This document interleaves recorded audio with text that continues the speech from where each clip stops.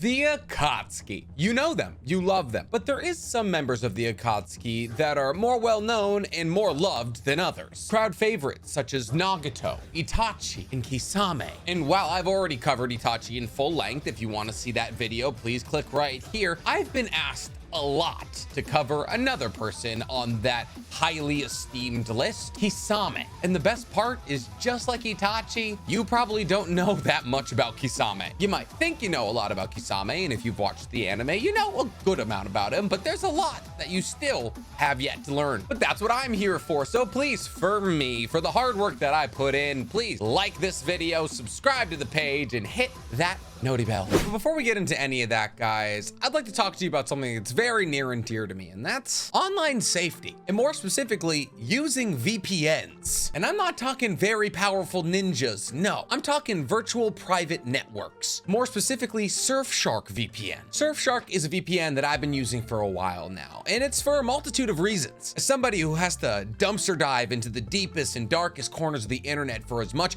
anime lore as I can get, I need to be protected while I'm scrolling. This is exactly the kind of safety that I get with Surfshark. Surfshark VPN keeps my online identity safe by encrypting all of the information sent between my device and the internet, thus keeping my personal data protected from big company or cyber criminals. I don't need the rogue ninjas of the internet knowing where I live. But speaking of changing locations, Surfshark has 3,200 servers in 65 plus countries. Oh no, JJK Chapter 0 isn't streaming in the US yet? Well, I can be in Japan in no time. Or maybe you're like me and you can't stop gaming anywhere you go. I'm talking cafes, airports, all of these public Wi-Fi spots. Without a VPN, these are a gold mine for hackers. You hop on these public Wi-Fi servers in the airport, and before you know it, your Genshin account could be somebody else's. There goes all your primogens. And listen, I know we've all clicked on the "you're the 1000th visitor" link at least once before, but Surfshark's clean web feature stops ads,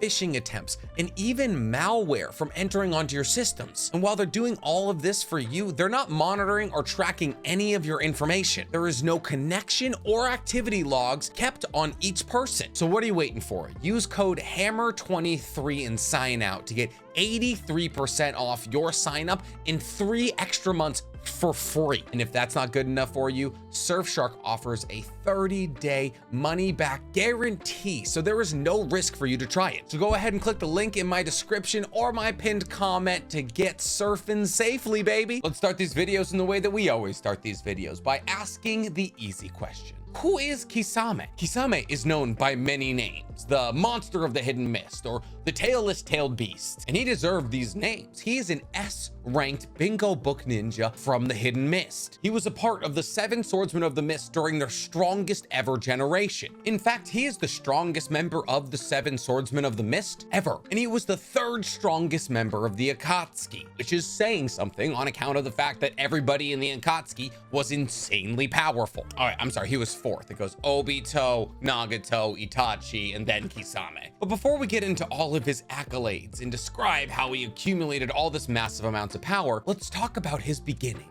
And through describing his story, I want to paint the picture of who Kisame is to you, because his personality and his motivations are heavily misunderstood. Kisame started as a guard for the Cypher Corps in the Hidden Mist. The Cypher Corps were a bit like the Mist's Anbu, but a little bit different. Essentially, the Cypher Corps were in charge of holding all of the important intel of the Hidden Mist and bringing it to other people in order to relay it. Think of them kind of as the people who hold the nuclear codes, and if anybody else needs the nuclear codes, they can go and tell them. Kisame was assigned to protect this squad by Fuguki, I'm sorry. So who's the man with the complicated name, you ask? Well, Fuguki was a member of the 7 Swordsmen of the Mist before Kisame. He was the wielder of Samehada before Kisame, and as a member of the 7 Swordsmen of the Mist, he had incredible esteem in the Hidden Mist village. So Kisame kind of studied under him. Fuguki was essentially his sensei. Fuguki was also the only person from his generation of the 7 Swordsmen of the Mist to survive Might Die, at least in the manga. In the manga, Might Dai, when he finds Might Guy and his team have been cornered by the Seven Swordsmen of the Mist, opens the 8th gate and kills 6 out of 7 of the Seven Swordsmen of the Mist. In the anime, he only kills 4 of them and 3 of them survive. But regardless, this kind of goes to show how impressively strong Fubuki was. He was able to survive an onslaught from somebody who had opened the 8th gate. Also, Samehada only chooses wielders who they find very powerful. So his sensei, that being Kisame sensei, is very powerful. Keep that logged away. For the moment, we're talking about Kisame, and now he is guarding the Cypher Corpse. By the way, this feels like a good time to mention, we don't know why Kisame looks like a shark. We learned in Boruto when we saw another Hoshigaki clan member that they all have shark-like appearances, but we don't know why. There's theories that they were tested on to become the perfect soldiers in water environments, but none of those have been corroborated. Okay, back to the backstory. So as Kisame was protecting this Cypher Corps, they were cornered by Konoha Ninja. And not any Konoha Ninja, they were cornered by Ibiki. If you don't remember who Ibiki is, he's the man who is bald with all the scars on his head and is the head of interrogation for Konoha. Yeah, Konoha has a head of interrogation. I will say once again, maybe they're not the good guys. So Kisame, understanding that if any of the Cypher Corp division falls into the hands of Ibiki, they will lose the information they have. So instead of taking that risk of the intel falling into Konoha's hands, he kills everyone in the division. Dead men tell no tales. And he had actually been instructed to do that if the circumstance arose that they were cornered by Fubuki. And while this moment might seem like a minor plot point, it actually points us to the direction that is Kisame's personality. Kisame is fiercely loyal to his friends, to his nation, to his sensei. In a sense, he's actually very similar to Itachi in that they would do anything for those they're close to. And just like Itachi, the people they're close to are the ones that betray them in the end. Because after Kisame comes back from the very complicated and possibly scarring act of killing the entire Cypher division, he learns a secret about Fubuki. Kisame, upon returning to the Hidden Mist, stumbles upon Fubuki meeting with shinobi from other hidden villages. He then deduces that Fubuki is selling the Hidden Mist's information to these other shinobi. Imagine you're Kisame in this spot. You have now seen the person who told you to murder your own comrades, people who you were tasked with protecting in order to protect the Hidden Mist secrets, selling those very secrets to other villages. The blood of your own comrades has not even dried off your hands yet, and yet all of your effort is being invalidated by the person who gave you that command. Kisame naturally gets upset and kills Fubuki. But here's the thing. Remember what I said earlier about making sure you log away the fact of how strong Fubuki is, able to survive Might Dai's 8th gate, the only surviving member of the Seven Swordsmen of the Mist, a wielder of Samehada, and Kisame killed him with a katana, and then naturally took Samehada for himself. And the fact that Samehada didn't reject him also speaks to his power, because like I said earlier, Samehada doesn't accept weak hosts. And you would think that murdering your sensei would raise a couple of questions in the Mist Village. But the thing is, during this time, Yagura, the 4th Mizukage, was in charge. And here's the little thing about Yagura's tenure as Mizukage. Obito, who's upset because the Hidden Mist was essentially the people that backed Kakashi into a corner to kill Rin, was controlling Yagura from the shadows. Obito had a genjutsu over Yagura so powerful that Yagura and nobody around him knew he was under genjutsu. And as a sort of revenge, Obito was making Yagura be incredibly violent and have comrades kill each other. And that's how you got the Blood Mist Village. So when Yagura stumbles upon Kisame, who had now recently killed his sensei, he commended him for killing a traitor and thanked him for his loyalty to the Hidden Mist. Only problem is, it was a little too late for Kisame. Kisame watched the person he respected and trusted most on Earth betray him. And it's at that point that he realized that the world is full of lies. People betray each other for money or power or stature. And this made him heavily delusioned with the entirety of the Hidden Mist Village, which is why Kisame is so receptive to a different kind of approach on life. I say this because after Yagura leaves, Kisame is approached by a shadowy figure who refers to himself as Mamoru Uchiha. Both you and me know that that's Obito. And it's at this point that Obito explains to him the infinite Tsukiyomi plan, and he brands it as a world of truth. In a world of truth, everybody is transparent with each other. You know exactly what they're thinking and what they want. This would exist because the world would be whatever Kisame wanted the world to be. That's how infinite Tsukiyomi works. But It was too early for him to join the Akatsuki. He was now a recent addition to the Seven Swordsmen of the Mist, and he wasn't so disillusioned with the Hidden Mist Village that he was just gonna walk away. He actually wanted to change the Hidden Mist Village. Kisame loved the Hidden Mist Village. It's where his Hoshigaki clan family members live, and so he participated with the Seven Swordsmen of the Mist, and this is actually where he acquired the nickname the Monster of the Mist. But when he wasn't doing Seven Swordsmen of the Mist missions, he was actually super involved in a plot to overthrow the Hidden Mist government. Kisame was involved in multiple assassinations of the higher-ups of the Hidden Mist leadership. In fact, it's largely hypothesized that Kisame was a part of Zabuza's planned coup against the Land of Water's daimyo. So Kisame and Zabuza came together and rallied the people of the Hidden Mist in order to end the Blood Mist Village era. I mean, think about that. They were just people trying to end a tyrannical rule of a man who was under a genjutsu that trumped up his bloodlust. That's a good thing. But the coup fails and the assassinations are revealed to have been done by Kisame. So with the heat coming down on him, he has to leave the Hidden Mist Village. This right here is why Kisame is one of the most interesting members of the Akatsuki to me. He, like Itachi, had to leave the village he loved because he was trying to help it. But he wasn't leaving without Samehada, so he dipped from the Hidden Mist and eventually met up with the Akatsuki. Essentially, the Akatsuki were just kind of a fallout plan for him because Obito had pitched their idea to him years ago. It's at this point that he's partnered with somebody who he has a lot of similarities with, Itachi. And ironically, he's paired with Itachi because he has a history of killing those close to him. So Obito figured it would be best to pair him with somebody who was stronger than him. Yes, Itachi is stronger than Kisame. Kisame himself says it multiple times. And while Kisame and Itachi may come from very similar circumstances, they couldn't be more different. Kisame reveled in fighting. He liked to make his opponents suffer. He had a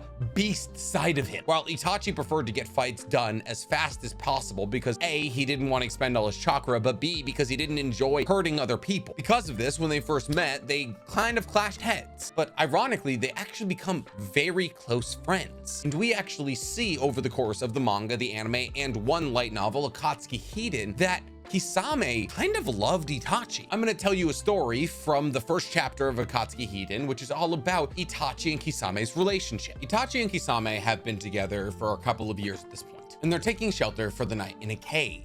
But because it's the anniversary of the Uchiha massacre, Itachi can't sleep. Kisame notices that he's not in the cave and he's actually out staring at the moon, so Kisame goes to check on him. Kisame pops out and makes a joke to Itachi, asking if he's thinking about running away from the Akatsuki, because this is the reason that the Akatsuki has partners, so they can make sure that neither of them run away. Itachi is not in the mood for jokes and doesn't laugh or anything, but Kisame makes a very interesting observation here and says, "Well, it doesn't matter if you're thinking about it anyways, because I couldn't stop you if I tried." Kisame then quips that he would be happy to die at Itachi's hand. This one comment goes to show how much respect Kisame had for Itachi. Kisame was aware that they perfectly complemented each other in terms of abilities. And because of this, Kisame was super loyal to Itachi, so much so that he often took orders from Itachi. Like, look at when Kakashi comes to the fight between Asuma, Kurenai, Itachi, and Kisame. Kisame is drooling at the idea of fighting Kakashi, a legendary ninja, but Itachi tells him that Kisame wouldn't be well suited for a fight against Kakashi,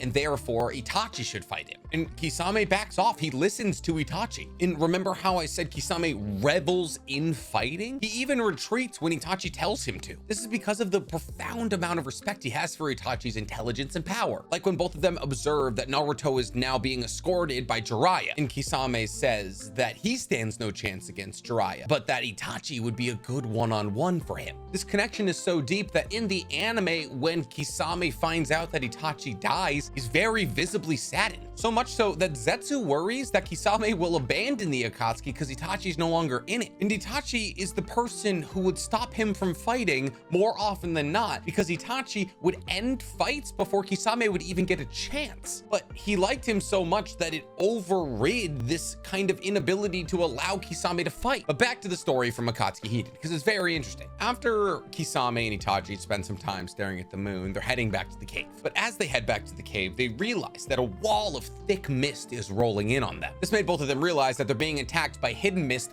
hunter ninjas, essentially people who go through the bingo book and look for people from the hidden mist to kill. Kisame goes to ready Samehada, but before he can do that, he's caught in a water prison technique. This is obviously not enough to hold Kisame, and he uses exploding water crashing wave technique to break out of it. He then goes on to kill the majority of the hidden mist hunters with Samehada or water jutsu. Kisame, standing over the bodies of all of these dead shinobis, believes that the battle is over, which allows for a window for a man named Kiro to attack him. Kiro is not wearing shinobi clothing and is very haughty and confident, which throws Kisame off. He doesn't know if he's a shinobi or not. And while Kisame is confused, Kiro attacks him with a water dragon bullet technique. And before Kisame can act to break this water bullet dragon technique, it changes to an angry bitter rain technique. Essentially, the dragon explodes into dark water, very similar to blood. This covers Kisame in liquid he can't see through and therefore blacks out his vision. It's at this point that another man, Kodaka, jumps out. Kodaka fires electric needles into Kisame's skin, and these electric needles pulsate. And this leads Kisame to believe that he's been poisoned. So instead of waiting for the poison to take effect, Kisame actually shaves off the flesh where he's been hit by these needles with Samehada. Samehada is not a regular sword. It is scales. That would hurt so bad. Kodaka is obviously naturally very unnerved by this, who just scrapes their skin off. But it's at this point that Kiro yells out, "Perform the second in last." And neither Kisame or Itachi knows what that means. But since we're talking about Itachi, this is actually when Itachi finally joins the fight. Itachi catches Kiro in Tsukiyomi and makes him believe that he's drowning for 2 whole days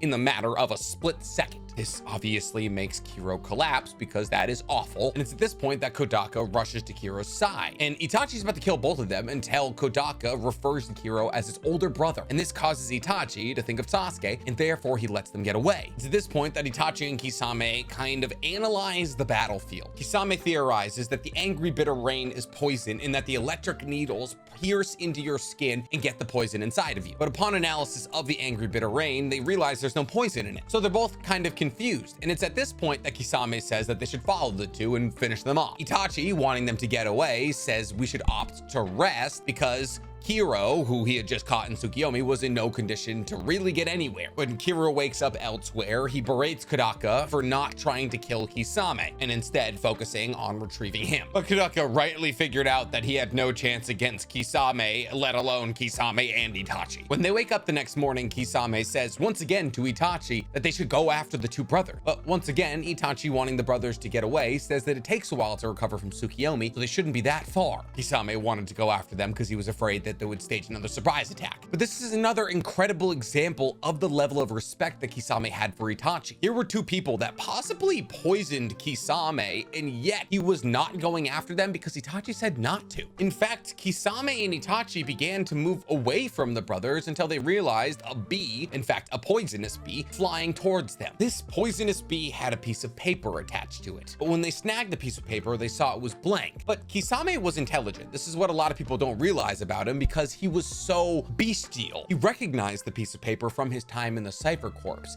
and funneled chakra into it to reveal hidden ink. The letter was a message from Kiro to his family filled with love at the possibility that he doesn't return from this mission. And the fact that a bee was taking this message along for the two brothers made them realize that one of the brothers most likely had an ability similar to the Abarames that allowed him to control bees. From that, they realized that the bees were actually the real deadliest part about these brothers, in that all of the jutsus that they used was in order to cover up the involvement of these poisonous bees. This made Itachi and Kisame realize that Kisame had been stung once by a poisonous bee, and that the second in the last was the second sting that would kill Kisame. This is because it would take 2 stings from a bee to kill a human, very similar to how Sui Fang's Zanpakuto works in Bleach. But this creates a problem for both Itachi and Kisame. Kisame had been stung once, which means another surprise attack could potentially kill him. So at this point, they decide to go and find the brothers. Now, this decision is interesting to me for a couple of reasons. Itachi didn't want to kill these brothers, but he also didn't want to be revealed as a spy in the akatsuki, and he thought about that. He thought if he really let these brothers go, would it kind of blow his cover? But at the same time, I wonder if he actually cared about whether or not Kisame lived, because Itachi was now kind of going against his own ideology of keeping these brothers alive in order to keep Kisame alive, which makes me believe that Itachi saw the connection and how both of them had people close to them betray them and wanted to not be another person to betray Kisame. What do I know? I'm speculating. So they start headed in the opposite direction that the bee came from. They walk in this opposite direction until nightfall, when they finally stumble upon the brothers. Kodaka notices him first because he is the bee user. It's at this point that Kiro uses Angry Bitter Rain, but he's still weak from the Tsukiyomi. So Kisame is able to absorb all of the Angry Bitter Rain with his Water Shark bullet technique. Kodaka then shoots the electric needles at Kisame, but Itachi protects him with water release. In fact, he uses starch syrup capturing field. Say that 5 times fast, I dare you. But since he's caught the electric needles, he's also caught the poisonous bees that hide amongst them. It's at this point that Kodaka realizes that the jig is kind of up for them. It's very clear that amongst the needles you can see bees. So he opens his jacket, revealing an entire vest of poisonous bees. He tells Kisame and Itachi that in his clan, the firstborn is given the responsibility of harnessing these bees, and the secondborn is given the responsibility of protecting the firstborn, much like the main branch and the side branch of the Hyuga clan. But his clan weren't shinobi like the Aburame. In fact, they were honey farmers. But selling honey didn't pay the bills anymore. So Kodaka actually found a way to make his bees poisonous. That way, him and his brother could do freelance shinobi work. Once their talk no jutsu attempt is over, Kodaka then sends another swarm of poisonous bees at Kisame. Itachi tries to use the water starch release technique again, but the bees are able to avoid it. So Itachi instructs Kisame to put himself in a water prison jutsu. And Kisame does it like that. Kisame respects Itachi's intelligence so much that if Itachi says jump, he says how high. And this makes it so the bees that are coming at him drown before they can stab him. Itachi uses this opening to attack Kiro with a great fireball technique. Kiro, still weak from the Tsukiyomi, isn't able to defend himself, so Kodaka jumps in front of the fireball, and while the bees he's wearing minimize some of the effect of the fireball, he's still greatly burned. And with the last bit of his strength, he orders the bees to attack once again. But he didn't attack Kisame or Itachi. He attacked his own brother, Kiro. Kiro, weak from the Tsukiyomi, began to scream and flail around because he couldn't defend against the bees. And as his body began to go numb, he screamed out. Kodaka says, if we're both gonna die, I'm gonna extract vengeance on you for making us join the shinobi world. Kodaka says that beekeeping was hard, but we both loved it. And before Kiro dies from the poison of the bees, Kodaka takes a kunai and plunges it through the swarm into Kiro's heart. He then takes that same kunai and plunges it into his own heart. And as Kodaka laid there dying from this fatal wound and the burns Itachi had put on him, he confessed that just like all of his other brothers, he loved Kiro, but he was sad for the life that they had chosen for themselves. And the bees, now agitated that their master was gone, began to attack Itachi and Kisame, so they had to flee the area. After this is over, Kisame is confused by the differences between the love and the hate in brothers. As somebody who hadn't had brothers, he was confused how you can love and yet hate somebody so much at the same time. And this stuck with him. And it's actually theorized that this is why he was so sad when he heard about how Itachi died, because he didn't know Itachi's full backstory. He knew that Itachi had massacred his clan, but that was it. He didn't know Itachi still had a massive amount of love in his heart for Sasuke. So when he found out that Itachi died at the hands of his brother, just like he had witnessed with Kodaka and Kiro, it brought sadness to him, because this question that floated in his mind of how can somebody love someone yet hate someone so passionately wasn't answered. Itachi took a different lesson from this kind of debacle. Itachi wondered that if he, like Kodaka, would be able to express love for his brother as he died. But he came to the conclusion that there's no way he would know until it happened. This experience made Kisame and Itachi much closer and actually helped them both with a problem that they felt they had in their lives. Both Kisame and Itachi felt as though they had no place in the world. This was especially true to Kisame, who, because of the missions he undertook under the pretense of a lie for the hidden mist to kill the members of the Cypher Division, he felt a deep guilt in his heart. Yes, Kisame felt irreparable guilt about killing the Cypher Division, and this guilt lasted until he died. And as he was dying, he reveled that he was a worthless and terrible person who had no real positive effect on anybody's life. It's a level of emotional competency that a lot of people don't understand from him. Itachi was one of the most important things in his life, and he lost it, like he lost Fuguki. like he lost his village. All he knew was loss. Even his rival, Mike Guy, couldn't remember his name. And the reason that made him so angry is because it solidified the fact that he was nothing and nobody to anyone. Imagine that. You're a person who has lost everyone near and dear to you. And the one person you have a standing connection with, someone you've fought 3 or 4 times, cannot remember your name. It would be infuriating. I'm not gonna go into Kisame's abilities because I've already done that in great detail in my Akatsuki ranked video, which you can find right about here. But I hope that this video has helped you to understand who Kisame was as a character. While he was this monster with sharp teeth, he was also a human made by those circumstances. Just like how I could be the biggest anime YouTuber with the circumstances of you liking this video, subscribing to the page, and hitting that noti bell. I'm not gonna say that if Kisame had Samehada in him and Mike Guy's last fight, that he would have won, but Mike Guy had to open to the 7th gate to beat him without Samehada. Probably wouldn't have gotten Night Guy against Madara is all I'm saying.